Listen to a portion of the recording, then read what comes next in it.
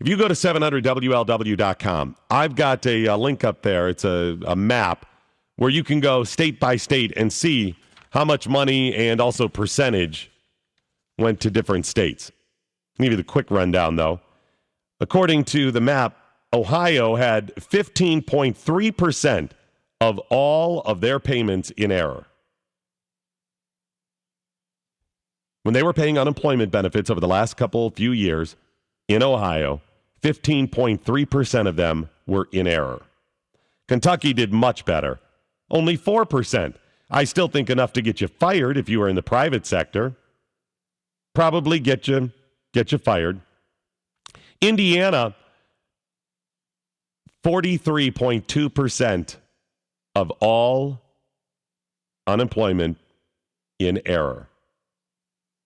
43%. What's worse is if you break it down by certain periods of time, there was a period 2010 to 2011 that almost 60% were paid in error in Indiana. It's like you're trying to pay people wrongly.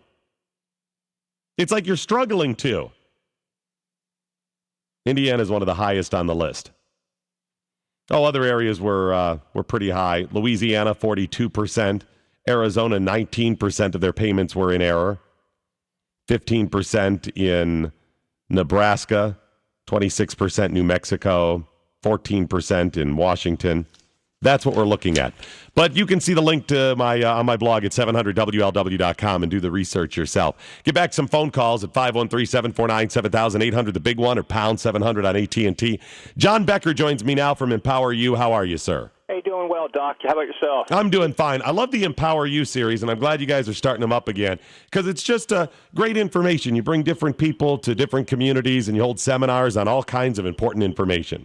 Yeah, great organization, and just recently got involved with them. They've been working all over the Cincinnati area. I'm out in Claremont County. I live in the Eastgate area, and I'm working with them to try to bring some of those classes to Claremont County so they can expand their footprint. And you have something coming up. Is that Monday? Actually, or is it this weekend? Actually, Saturday. Oh, Saturday, okay. The classes actually started on the 14th. There's been a couple of things that's going on, and on tomorrow we're having a grassroots activist training. I think that might be similar to something I attended that was put on by American Majority. That was actually for candidates, but it was for not only candidates, but it's for people involved in campaigns and how to do some grassroots campaigning to get people elected to like local and maybe legislative type of offices. All right, and that's is there a website people can go to see the list of different events? Oh, sure. I'm glad you asked. It's Empower You, that's the letter U, empoweruohio.org. They can go out to that, empoweruohio.org, and they can click on, they can see the schedule out there, the classes. They can click on the class of their choice, and then there's a button there for register, and then, it'll prompt them for their name, that sort of information. So, they can sign up for any classes they want. They're all free, and they can just show up. All right, great. I'm going to go there and check it out. I know I've been at some of them in the past. I've spoken at some of them, and I've got one that I'm going to be speaking at and talking about China and what effect China is going to have us on in the future. And I'm not sure the date of that, but I think it's in the next few months. I'm looking at the schedule now. Here it is, October 18th. All right, I suppose I should write that down. China, Friend or Foe by Doc Thompson, yes. I suppose I should actually do that and prepare for it. That would be helpful. I'll tell you a couple of things that are interesting coming up. Let's see. I mentioned the grassroots training that is tomorrow morning. Also on the 19th, you have the Dangers of Socialism in America. That's going to be presented by Bill Federer. He's a national guy, author, speaker, historian. That will be fascinating. Mm-hmm. On the 24th, you got, and that one's going to be at Glendale Elementary School. On the 24th, you got Waiting for Superman movie. The Tea Party showed that one in Claremont County in Eastgate, and a fascinating documentary on the problems with the schools and the tie-in with unions. And it's hard not to be in favor of school choice after watching that movie. Absolutely. Yeah, we have something called the True the Vote that's coming up on the 27th.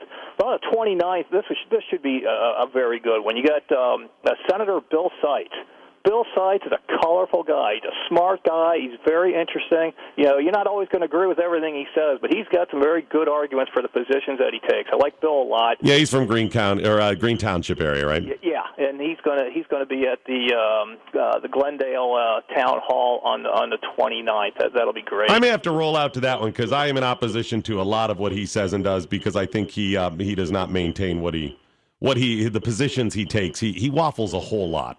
Well, like I said, you may not agree with everything he says, but you need to listen to those arguments. He's got some good arguments. Oh no, I've listened to him and I'll hear him out. I'll give you one example though about the state estate tax in the state level, and he's like, well, basically, I'm paraphrasing. I'm not in favor of that, but we've got to continue it because local communities get money from it. Well, great, Bill. You're in the General Assembly. How about coming up with a new plan? How about leading instead of just saying that? But that's just an issue. Yeah, I disagree with Bill on that also. But I've heard Bill say, we got to pay taxes, and I'd rather. This is a quote from Bill that I'd rather pay taxes when I'm dead than rather than when I'm alive. Well, that's a ridiculous statement because that's money that should go to your kids. So whether it's taxes when you're dead or alive, that makes never mind. All right. Well, another class I wanted to point out is it's going to be it's called SB 5. Mm-hmm. That's going to be issue 2, and we're going to be doing a couple of classes on that coming up. One on the 11th and one on the 15th. Actually, just 3 of them, and one on the 17th. And that SB 5, that's one that's close to my heart. I'm a member of the Republican State Central Committee, and I was the one that moved to put for the party to endorse that. And what that does is that's going to help a whole lot for local governments to get control over their budgets and kind of put the pressure or take the pressure off of tax increases. And let me give you an example of what happened in Claremont County. That could have been largely avoided had this been in process, a couple years ago. We had there was a labor dispute, which isn't uncommon, and it had to do with the corrections officers, and an arbitrator came in, which is required under current law, that then came in and awarded the corrections officers somewhere between a 6 and 9% pay increase, depending on where they were on the steps with their contract. Everybody else in the county got a 0 pay increase because the money wasn't there. The arbitrator demanded 6 to 9. So, or that was the range that all the corrections officers got. So what happened was, now there were some other pressures going on at the time with the economy, but that arbitrator was a contributing factor to 9 people losing their jobs and then closing half the jail. So, had we had SB 5 or Issue 2 in place at the time, it sure would have mitigated closing half the jail and compromising public safety. Well, and the key is to get all the information like that. And, people can agree, they can disagree. Like I said, I disagree with Bill on a lot of things, but I would be more than, willing to hear him out and hear the rest of the arguments because you got to be informed. And I think that's really the cool thing about Empower You. And again, it's empower, the letter U, ohio.org for all the information, right? That's correct, Doc. All right, John. Very good. I appreciate you joining me. Okay. Hey, thank you. Absolutely. And I'll put a link on my blog at 700WLW.com. Doc Thompson at 700 WLW. Some information for you because he mentioned SB 5. Got a new report out. New study on public workers versus private workers. The Ohio public sector, they earn more money than private workers. New study out from the American Enterprise Institute and the Ohio Business Roundtable. They say that Ohio public sector workers, government workers, are paid 43.4% more than those in private sector when you factor in total compensation. They earn 43% more when you factor in total compensation. Well, because you've got to factor in everything, such as leave, time off, wages, retirement, job security, all those things. Ohio public employees, they get about the same amount in wages as the private worker. It's about the same. The fringe benefits for the Ohio public workers more than twice as generous as those in the private sector. When you take pay and benefits are into consideration, the public workers receive 31.2% more in total compensation than private sector workers. But Ohio public employees also enjoy significantly greater job security than private sector workers. The job security has equivalent value equal, they say, to about 10% of compensation. Even if you don't include that, You just look at other compensation, they're still 31%.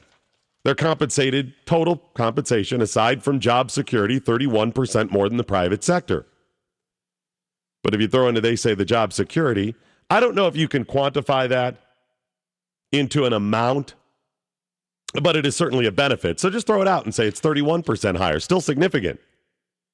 I know what you're saying. There's some of you that say, Doc, the Ohio Business Roundtable, the American Enterprise Institute, those are just anti-worker, those are biased, those are conservative, those are whatever. All right. Let's just take a look at the U.S. Bureau of Labor Statistics. Public workers versus private workers. Let's just pick out last June. Across the board, when you look at all people working, public sector versus private sector, last June, workers in the private sector made an average of about $28 an hour in total compensation.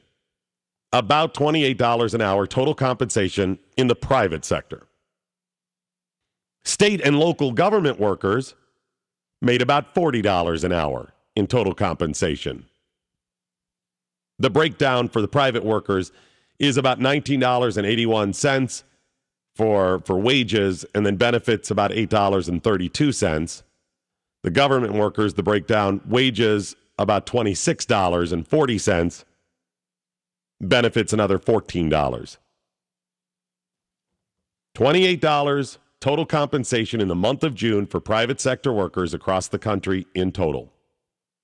And the average for public sector workers, $40 in total compensation.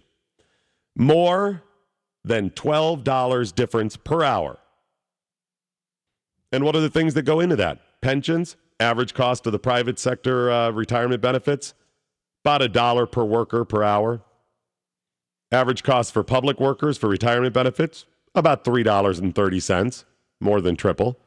Paid leave, the average cost in the private sector for paid leave, it costs them about $1.90 per hour. Public workers, about $3.03. Insurance costs, more than double. The private industry, it's about $2.27 per hour worked. For public workers, $4.83 per hour worked. That's the Bureau of Labor Statistics. Doc Thompson, home of the Reds, 700 WLW.